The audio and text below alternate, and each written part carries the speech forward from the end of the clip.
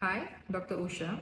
So in most of my patients who come in for pigmentation issue and then fine line, wrinkles, skin aging issues, right?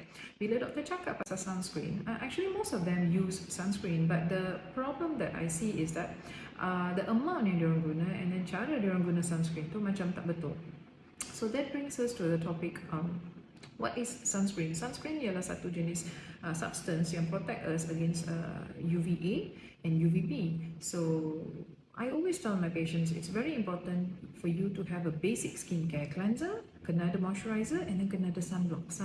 Sunblock ataupun sunscreen ialah satu skincare regime yang the most important one that you should incorporate into your skincare regime. A lot of my patients dia ada tapi cara dia guna tu tak betul, and I notice usually men, diorang tak suka guna sunscreen sebab diorang kata, oh doktor, minyak lah, very oily lah, very sticky lah, so they don't use sunscreen at all, men. Women pula, they use sunscreen but sometimes diorang guna sunscreen and diorang kata, doktor, my foundation dah ada sunscreen tu, my powder comes with the sunscreen. So that shouldn't be the way. Your sunscreen should be a separate sunscreen, okay? And then when we talk about SPF, so some patients tell me, oh doctor, I guna SPF 100, cukup kan? I don't have to use, I can be using it the whole day, so I tak payah top up. Like doktor selalu suruh I top up after 4 hours.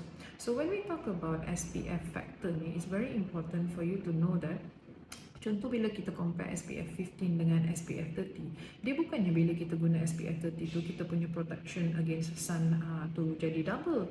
So when we look at SPF 15, dia punya protection is about maybe 93%, but when we use SPF 30, the protection goes up to about 97%.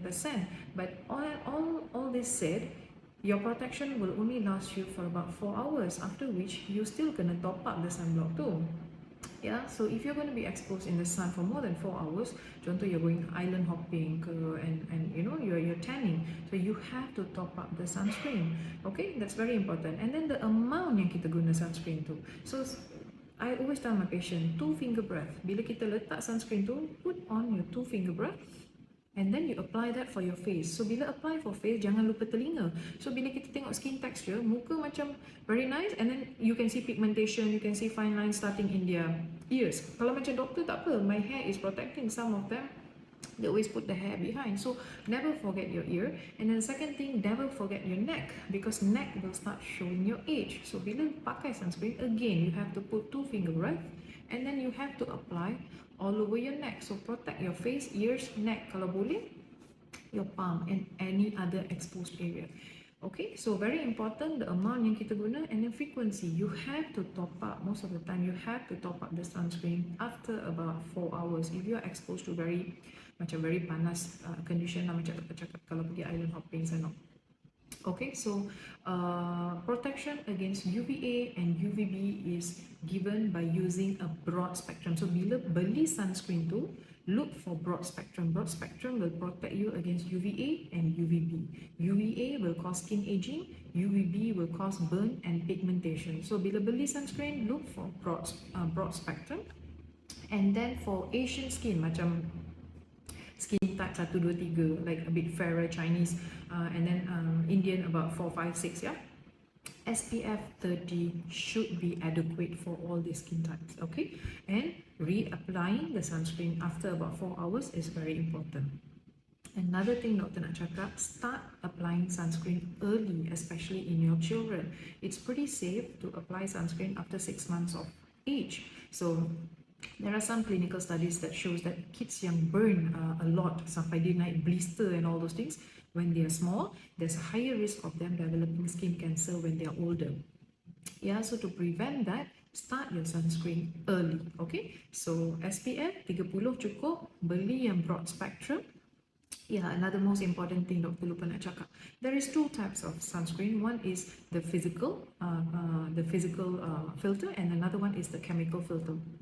So bila kita cakap ni, is actually the component dalam sunscreen tu, which we don't have to remember. Most of the time I pun tak ingat nama dia. But what is important between the physical and the chemical is, those of you yang ada sensitive skin or acne prone, it's better for you to choose the physical filter. Physical filter ni usually dia punya content when you turn around, it'll be written titanium dioxide ataupun zinc oxide. So those yang sensitive skin, cepat irritation and then cepat naik pimple, you choose the physical type.